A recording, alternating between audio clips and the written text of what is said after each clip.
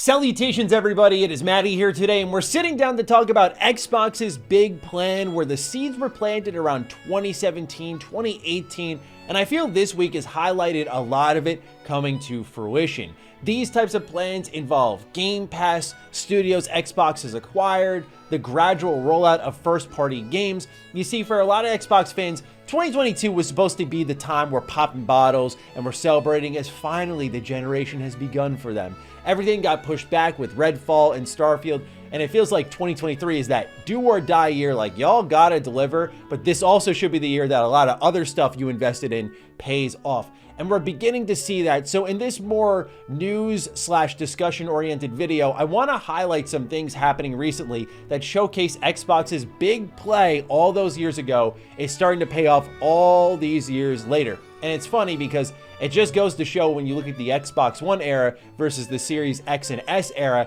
how long it takes to re-steer that ship. So ladies and gentlemen, if you're new here and you're into Xbox news, information, conversations, you're in the right place. Consider subscribing. Let's begin at the tippity top with Xbox Game Pass. Now, this has completely changed the way not only do we consume games, but how companies measure success. We just had a big conversation about how Xbox Game Pass may be killing games, as Xbox has admitted, but there is, I think, underlying truth to the matter, which is that Xbox Game Pass allows games to even exist in the first place. And I've been a big believer in that since day one. You can go ahead and check the video. I said it's going to change the industry, and I think I just have a habit on this channel of telling people things that they're just not ready to hear yet. So a lot of people are getting all pissed in the comments at me, telling me I'm wrong, how much of a fanboy I am, and well, here we are all these years later. So why are you booing me? I'm right. Anyway, in all seriousness, we shift our focus to Game Pass because we're starting to recognize now the metrics in which success is measured is vastly different, where it used to always be sales. How'd they compare to your last game? What's the percentage? What's the box sales? What's the digital sales? That is one factor. But if you're in Game Pass, there's a completely different angle that we're seeing both first and third-party studios utilize, and I think it's very important to highlight. That's player count, as you'll see here for Hi-Fi Rush, Atomic Heart, as well as Wo Long Fallen Dynasty, two of these games being third-party day one Game Pass drops, one of them being a first-party drop, all of them measuring their success with player counts. Atomic Heart pushing past 5 million players, which is insane for their first ever game over at Mundfish. Hi-Fi Rush, this unlikely Xbox game, pushing past 2 million players. And then you have Wo Long Fallen Dynasty over on Steam being the highest played Koei Tecmo game day one with 75,000 players at once. The reason this is important to see is because Xbox took a more service-driven approach to the gaming industry when they got blown out of the water by PlayStation during the PS4 generation. They had to change their business model to differentiate themselves to become more competitive, and we're seeing again the fruits of that labor. The reason this is important to note is because you'll notice when Xbox celebrates any of their releases, say Halo Infinite, they don't talk about how many copies Halo Infinite sold, even though in the launch month it was number 2 in the US MPD. No, they talk about player count, how Halo Infinite had 20 plus million players around its launch period, which to them is a much more impressive figure. Why is that? Because player numbers mean Game Pass subscribers, and Game Pass subscribers means recurrent revenue.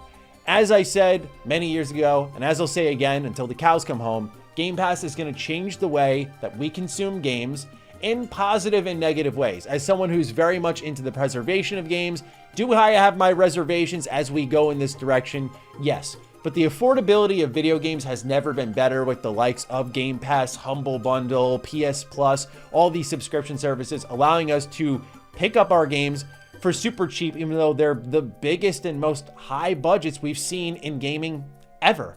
But the player count recognition is important because some have originally received it to say, well, we need to know sales to know our success. But if you've accepted a Game Pass deal, then what this means is there's a possibility with publisher involvement and whatnot that your game may be in a safe state before it's even released. That you don't really necessarily need to rely on sales strictly. You can rely half on sales and mostly on Game Pass if you strike the right deal, and if Game Pass, of course, is willing. And that's where the big change comes in here. Atomic Heart being probably the best example. This is a game that, by the way, cut through some pretty middling reviews, very back and forth. Of course, I was pretty disappointed with it, but other people really liked it. It was all over the place, and it pushed past 5 million players. So not only is it able to cut through the review process, which I've said time in, time out, doesn't matter when Game Pass exists. It's literally just us forking out opinions at this point in time, because you, the most important verdict of it all, can go find out for yourself if it's worth your time.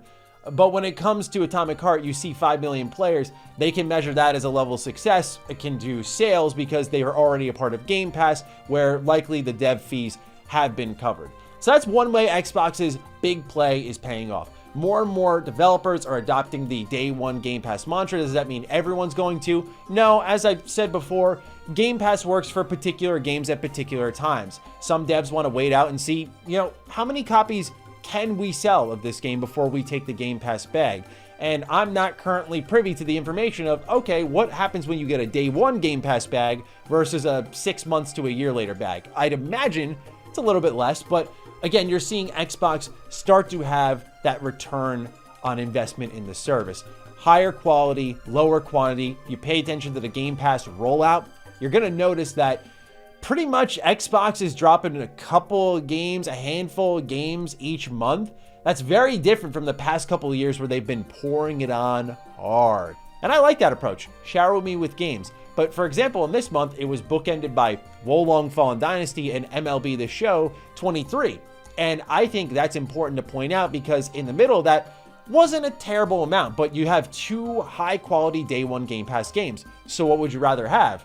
An old stack of games from 4 years ago just being dumped into the service, or trim that down, still have a little bit of that, but it's bookended again by two high quality day one drops. I would take the latter personally. So that's one way, again, it's all starting to pay off. The other avenue that Xbox has really invested in, which is something we talk about to this day, is acquisitions. We already know that even after Activision Blizzard, that Xbox is going to want to continue to purchase studios. And I'm curious with all the fight that's been put up for Activision Blizzard, of course, surrounding Call of Duty, if Xbox will have any trouble acquiring anyone after this, but that's my lack of knowledge speaking more than anything. The reason acquisitions are important to point out is it does tie into my first point with Game Pass and player count and how all of this is extremely important. So when it comes to something like Redfall, which is coming soon, and we just had our gameplay preview drop for Redfall. If you've missed it, you can check it out on the channel right now. But the reason this is important is because, again, we're going to see the player count metric pop up in an interesting way. So Game Pass is part one, phase one, if you will. And we're thinking about Marvel here. Phase one is done. Now, phase two, acquisition season, as we've talked about, as we've joked about. We know Xbox is going to continue to spend money on these companies to supply games for Game Pass. So it does tie in together in that way. But where I'm going to go with the acquisition talk is a little bit different here. It's driving exclusives to the platform, which we're finally starting to see. Of course, this year started off with the big surprise in Hi-Fi Rush. I still give Xbox credit to this day that after all the smoke they rightfully got for just being a complete no-show at the Game Awards, they come out of nowhere with this extremely high-quality game from Tango Gameworks. To just hold on to that, to not force it out, showed a lot of respect for Tango and that they wanted to have their moment at the right time with Developer Direct. And I think ultimately it was the right call. They still should have had something for the Game Awards, but I digress.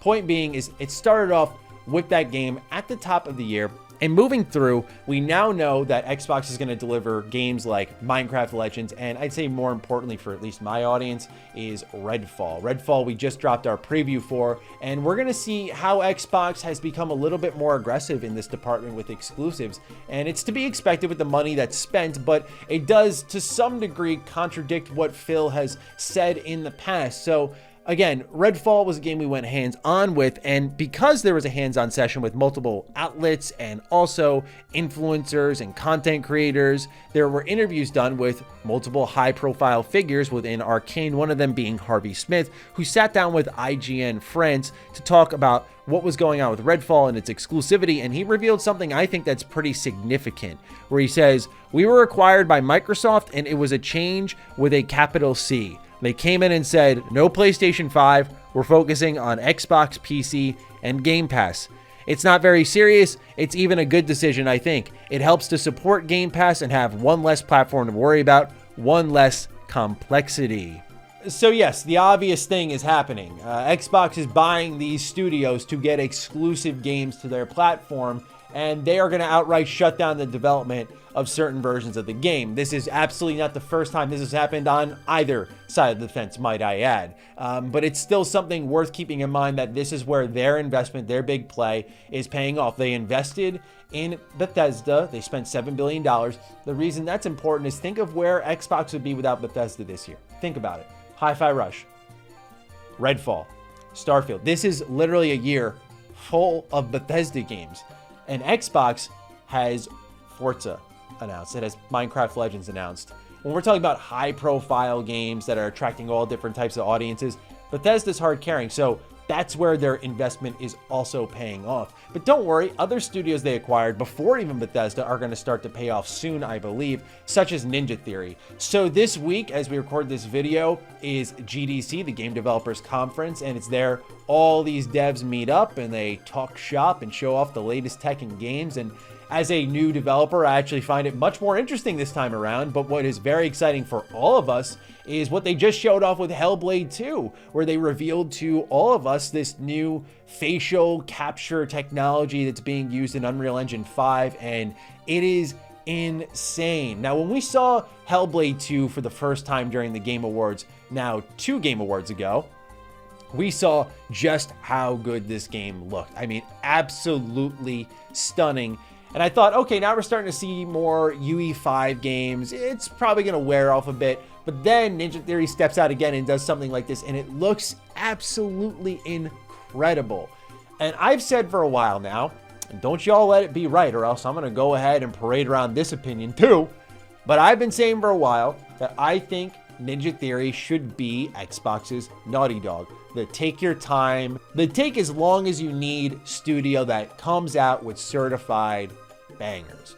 You don't got to rush Naughty Dog. When they come around, they give you The Last of Us. When they come around, they give you Uncharted. They give you a guaranteed high quality experience. Like, even when I wasn't a huge fan of Uncharted, even when I wasn't a huge fan of The Last of Us Part 2, these were still games I could look at and say, top-notch stuff here, for sure. Like high production values. And that's what I think Ninja Theory is going to bring to the table. And you're seeing that type of patience pay off. I'm sure there are so many times Xbox definitely should have and probably wanted to pull the trigger a little early on gameplay reveals and whatnot, show more about what's going on.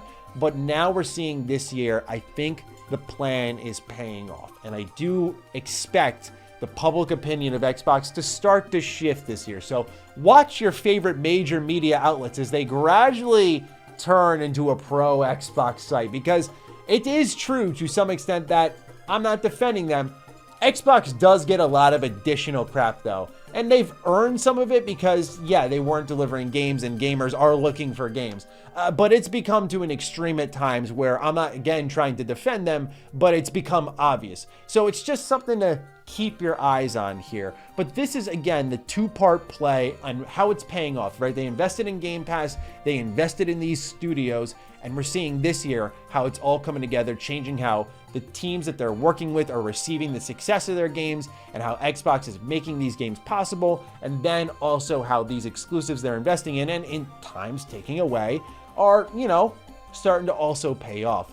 So all in all, very interesting to see how Xbox is finding some success here, and let's hope they can keep it up. My big worry is entering 2023. There's a lot to be excited about. Of course, there are things in the future that seem further off, like a Fable, like a Perfect Dark, like Everwild, but they seem so far off that I do worry a little bit that after 2023 and maybe some of 2024, Xbox has almost shotgun blasted everything they had in the holster.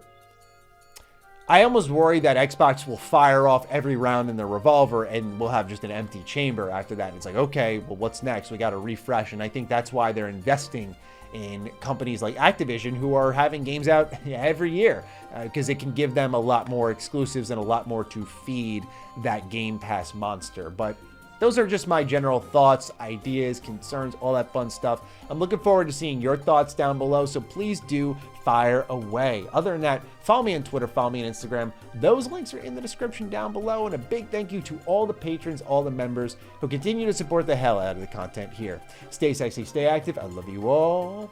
Peace.